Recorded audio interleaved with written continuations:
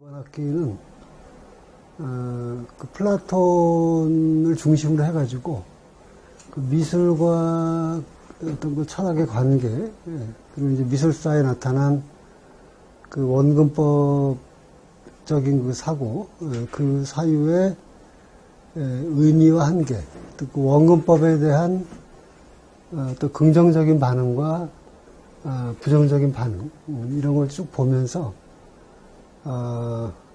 그 주체와 객체 문제, 주관과 객관의 문제라든가,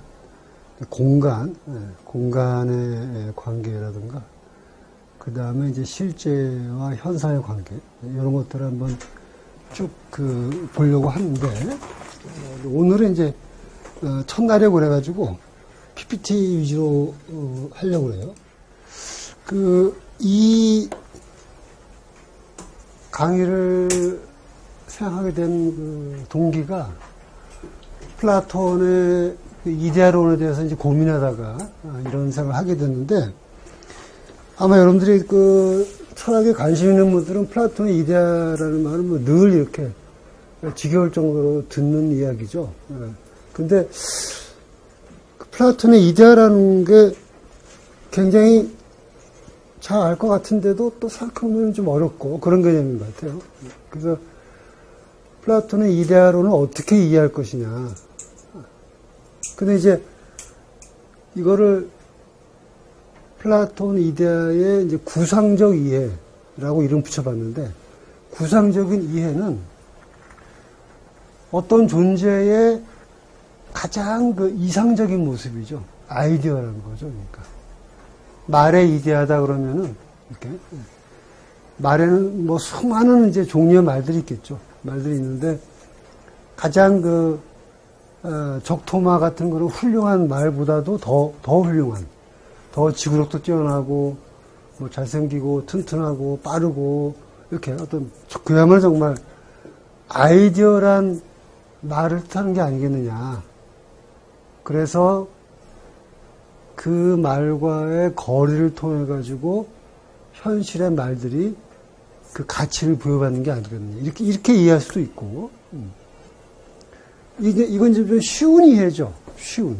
일종의 구상적인 이해인데, 그렇게 생각하면, 그래, 그렇구나. 인간의 이데아, 말의 이데아, 알 것 같은데, 또 예를 들어서 뭐 아버지의 이데아 그러면은 정말 가장 훌륭한 그런 아버지를 떠올리면 되겠죠. 근데, 플라톤의 책들을 읽어보면은, 센서블한 거하고, 내가 감각으로 알 수 있는 거하고, 인텔리저블한 거하고, 내가 오로지 내 이성을 통해서 알 수 있는 걸 명확히 구분하거든요. 그래서 이데아를 구상적으로 이해하는 거는 어찌 보면 플라톤의 이데아론을 굉장히 직물적으로, 플라톤의 어떤 생각을 너무 이렇게 단순하게 이해하는 거라고 라는 생각도 들어요. 그래서 플라톤의 이데아에 대한 구상적인 이해하고 추상적인 이해, 컵의 이데아다 그러면 이런 현실에 존재하는 많은 컵하고는 근본적으로 구분되는, 그리고 우리가 볼 수도 없고 만질 수도 없는 그런 순수하고 개념적인 존재인데, 그렇게 생각하면은 이데아라고 하는 거를 아까처럼 뭐 적토마보다 훌륭한 말 이렇게 이해하는 거는 굉장히 단순한 이해로 보이기도 하죠. 근데 또 생각해보면은 만약에 이데아의 차원과 현실의 차원이 그렇게 완벽히 분리되는 거라고 한다면 현실이 이데아를 모방한다는 그 말을 어떻게 해야 되느냐. 플라톤 사유의 핵심에 있는 내용이 미메시스거든요. 모방.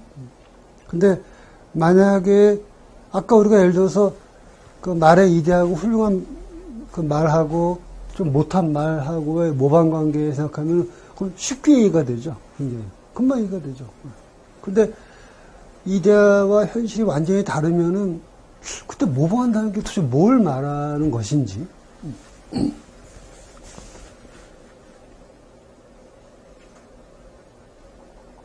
예를 들어서 그 클레오파트라가 되게 미인이었다고 하는데, 클레오파트라하고 클레오파트라 이데아가 전혀 다른 존재라고 한다면, 그러면 클레오파트라가 다른 사람들보다 더 미인이라는 그 근거가 뭔지 참 알기가 어렵죠. 이 말을, 이 물음을 한마디로 딱 압축해서 얘기하면 뭐냐면, 아름다움의 이데아는 과연 아름다울까? 이런 거예요. 아름다움의 이데아는 과연 아름다울까? 그렇죠, 그죠?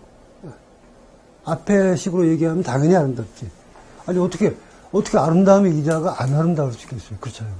근데 후자식으로 이해하면은, 이데아, 아름다운 것들, 아름다운 사물들은 아름답지만, 아름다움의 이데아는 아름답지 않죠. 아름다움하고는 다른 차원의 문제죠.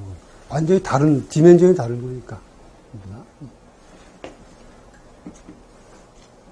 현대식으로 얘기해서, 이데아론이 아니라, 오늘날식으로 얘기해서, 클레오파트라의 DNA가 다른 여자들의 DNA보다 더 예쁠 리가 없잖아.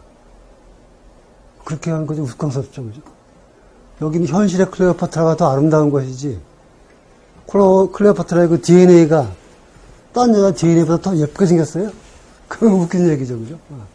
그걸 어떻게 이해되느냐. 이 문제는 내가 계속 고민해 오던 거고, 아직도 다 정리가 안 된 문제인데, 이거 하고, 이게 주 문제고, 부 문제가 뭐냐면, 저거하고 연관시켜서 생각해 볼 게 뭐냐면, 플라톤은 회화라고 하는 거, 회화. 다른 데서도 뭐 비슷하지만, 다 마찬가지지만, 특히 회화라는 거를 존재론적인 그 지위가, 위상이 굉장히 낮은 걸로 봤어요. 존재론적인 지위라는 건 뭐냐면,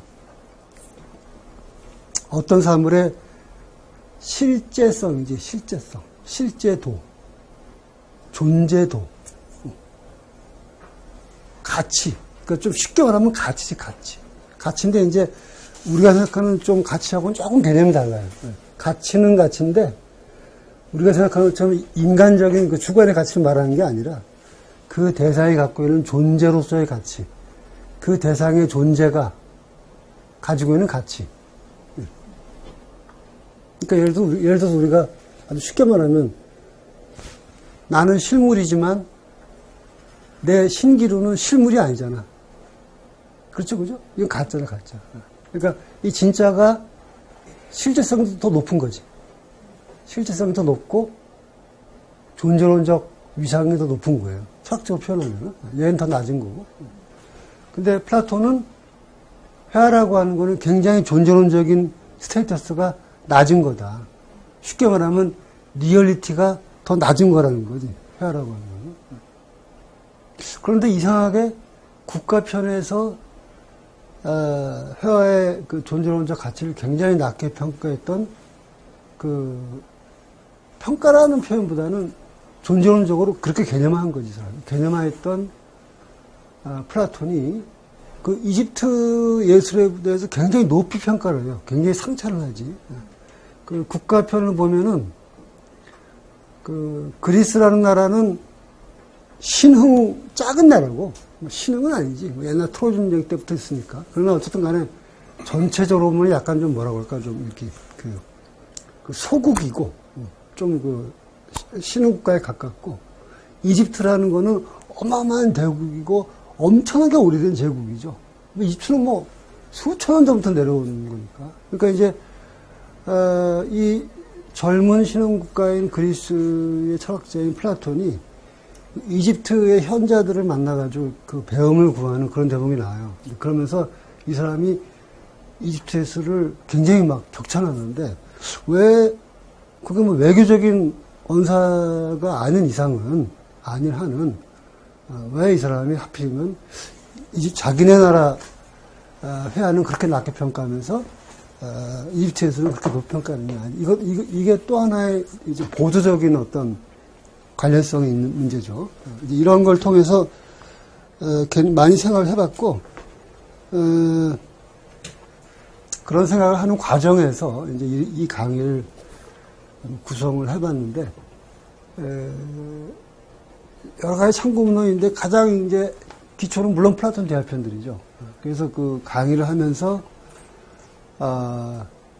그 해당 대목의 중요한 대목들을 내가 프린트를 해와가지고, 그 번역서들이 다 좋은 번역서들이 많이 있으니까 그걸 보고, 그 다음에 칸자키 시게루의 플라톤과 반원근법이라는 책이 있어요. 이 책은 내가 이 강의를 한번 해봐야 되겠다라고 생각하게 된 직접적인 계기가 된 이 책이고, 그래서 이 책에 대한 참조가 굉장히 많이 이제 이루어지죠. 그 다음에 원근법이라는 것에 대해서 굉장히 중요한 통찰을 남긴 파노프스키 상징 형식으로서의 원근법이고, 상징 형식이라는 거는 이제 에르스트 카시런이라는 사람의 개념인데, 상징 형식의 철학이라고 있고, 그 다음에 이제 이 두 사람을 굉장히 중요하게 참조해서 나온 메르뽕트의 현상학과 예술이라는 책이 있는 건 아니고, 이 사람의 그 눈과 마음이란 글이 있어요. 눈과 마음. 영어로 하면 I and Mind이지. 그게 실린 책이 이 책이죠. 그 다음에 이제 미술사적인 기초.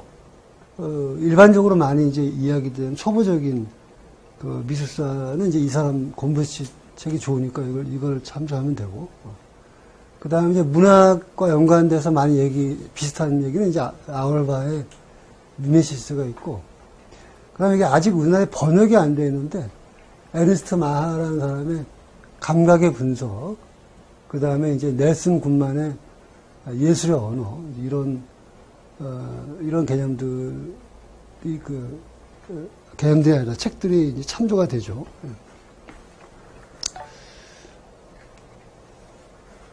자, 그래서 미술 얘기를 하기 전에 이 원근법이라는 게 뭔지에 대해서 문학을 가지고 우선 먼저 인트로덕션을 한번 해보면은, 호메로스한테는 원근법이라는 게 없어요. 호메로스의 그 일리아스 오디세이는, 오디세이 같은 경우는 뭐 조금 약간 있다라고도 볼 수 있지, 어느 정도는. 근데 이제 본격적으로는 아니고, 호메로스가 쓴 서사시는 누구나 아는 얘기죠. 누구나 아는 얘기. 누구나 아는 얘기예요. 우리가 예를 들어서 뭐 단군 그러면, 단군이 아니라, 단종 그러면, 그래. 자기 삼촌이 그 수양대 그럴 때 쫓겨나서 비운에 죽으면 맞은 사람. 우리 다 알잖아, 그지? 그러니까, 호메로스가 그런 이야기들은 이 사람이 창작한 게 아니고, 이미 내려오는 얘기들을 서사시 형식으로 이렇게 읊은 거예요. 그러니까, 그 표현도 굉장히 정형화되어 있고, 이렇게 되어 있고, 어떤 인물을 묘사할 때도, 이때는 내면의 묘사라는 게 없어요. 내면의 묘사라는 거 그 자체가 굉장히 근대적인 이제 그 산물이고, 예를 들어서 뭐, 해라 그러면 항상 힘파를 해라 이렇게 나오지.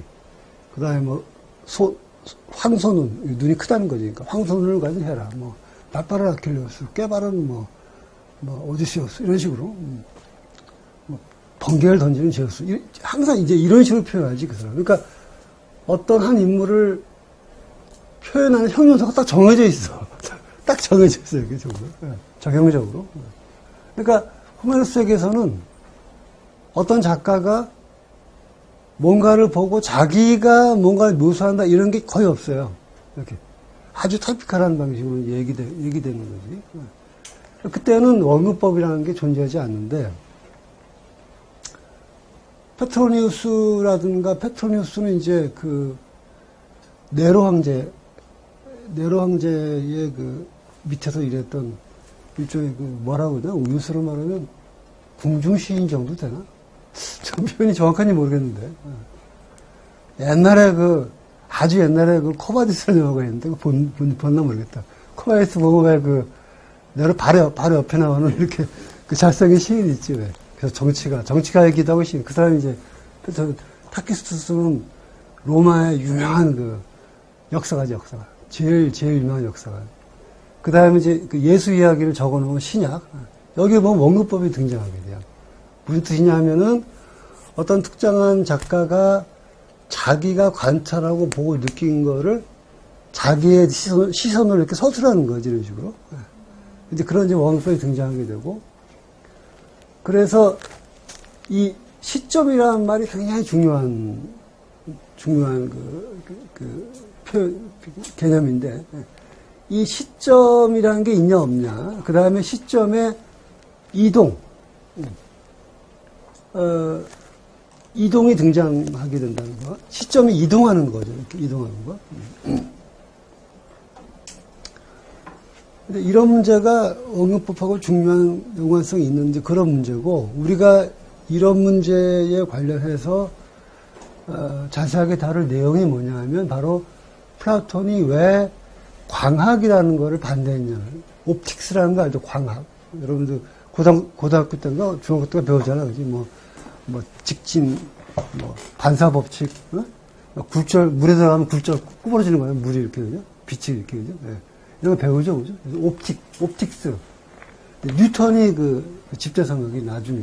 그 광학하고 원근법을 왜 반대했는지, 왜 부정적으로 봤는지 같은 게 이제 중요한 하나의 논제라고 볼 수가 있는데, 이집트의 그림이요, 이집트. 정원을 그린 이제 이집트의 그림인데, 오늘날 우리 현대인들의 그 상시적인 감각으로 보면은, 이 그림처럼 보여요? 포스터처럼 보여요? 뭔가 그렇게 좀 포스터처럼 보이지? 우리 감각으로는, 그죠? 그러니까, 예를 들어서, 나무가, 이게 어떻게 한가, 이게, 그죠? 정원인데, 이거, 연못은 따로 있고, 나무는 이렇게 삐 이렇게 둘러서 있고, 또 얘는 또 방향도 이상하다, 좀 보면. 그리고 저 나무는 약간 좀 거꾸로 서 있는 것 같기도 하고, 그렇죠, 그죠? 저 나무, 그죠? 그 다음에 여기도, 보통 우리는 물고기는 물 아래 들어가 살고, 오리는 위에서 헤엄치는데, 얘도 다 똑같이 이렇게 있잖아요, 그죠? 이런 걸 비롯해가지고, 굉장히 많은 점들에서 가만히 보면은, 어떻게 보면은, 그림보다는 좀 포스터 같은 느낌이 들고, 약간 다른 각도에서 보면은, 뭔가 상상력이 굉장히 풍부한 것 같기도 하고, 그렇죠, 그죠? 이 이집트 미술은 우리가 상식적으로, 상식이라는 게 사실 뭐가 상식이냐 물으면 또 골치 아픈데, 대충 그냥 상식적으로 생각하는 그림하고는 굉장히 컨셉이 다른 그림이라는 거지, 이집트 그림이라는 거는. 이집트 사람들은, 간단히 말하면, 보는 걸 그린 게 아니라 아는 걸 그리는 거예요. 우리 이 강의의 중요한 포인트 중에 하나가 뭐냐면은 보는 것과 아는 것이에요. Seeing and knowing. 내가 이놈을 보는 거하고 내가 얘를 아는 거의 관계인 거지. 보는 것과 아는 거의 관계. 근데 그리고 이거는 이 강의만이 아니라 어찌 보면 이제 그 사상사의 가장 결정적인 문제 중에 하나가 이제 이 문제인데, 중요한 건 뭐냐면은, 이집트 사람들은 자기가 본 걸 그린 게 아니라 아는 걸 그린 거예요. 이집트 사람들이 이런 광경을 본 적이 있을까, 과연? 여기 이렇게, 이게 지금 우리로 말하면 아마 저거 비슷한, 연꽃 비슷한 건데, 뭔지 모르겠지만. 여기 위에 새들이고, 그 다음에 여기 왕인가 왕장가가 화살 쏴서 여기 지금 화살 맞았잖아, 애들이, 그지? 이렇게. 여기 이제 공주가 이렇게 있고, 그렇죠? 이런 광경은 존재하지 않지, 현실 속에. 그 자기가 본 걸 그린 게 아니야. 자기가 아는 걸 그린 거야. 왕자와 공주와, 그 다음에 이게 사슴인지 모르겠는데, 새와 꽃, 갈대 비슷한 거, 이런 걸 그린 거지. 아는 걸 그린 거예요. 이게 이제 공부리치가 상당히 굉장히 강조하는 것 중에 하나인데, 이게. 그 다음에 그림에서 특징적인 게 뭡니까? 잘 보시면. 그림을 잘 보시면 뭐 어떤 특징이 있어요?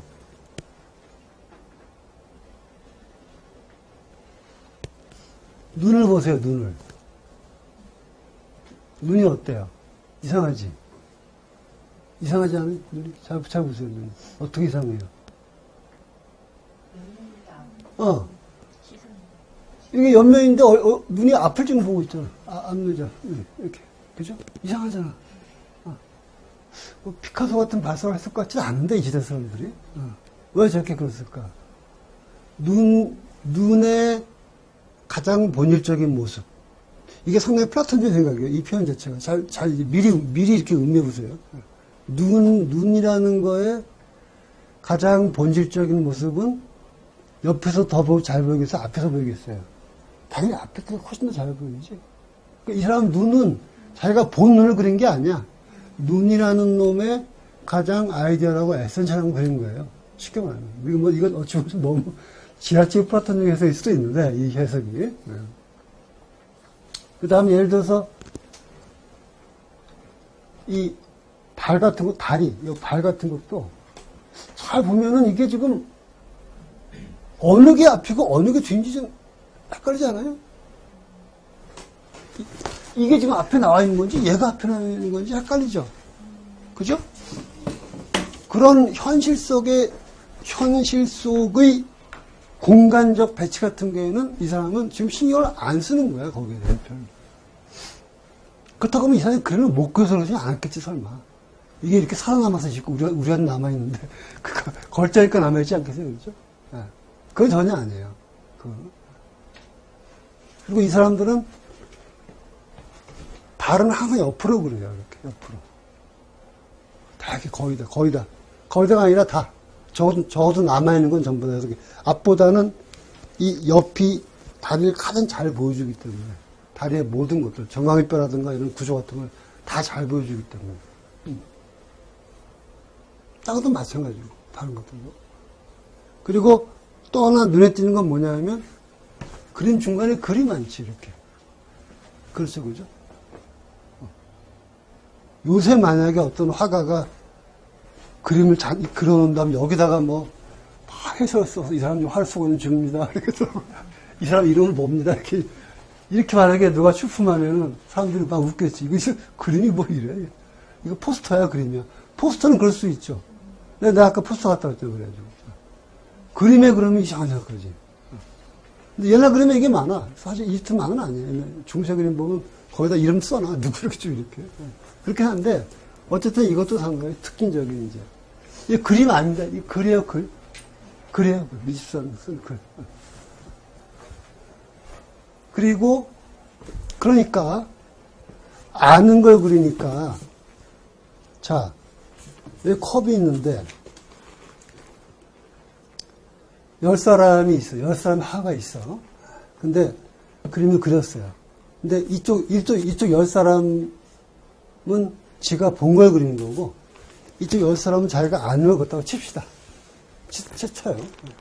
그러면, 이쪽 그림이 더 다양하게 나올까? 이쪽이 더 다양하게 나올까? 응? 아는 쪽이 더 다양하게 나오고 있어요. 반대지.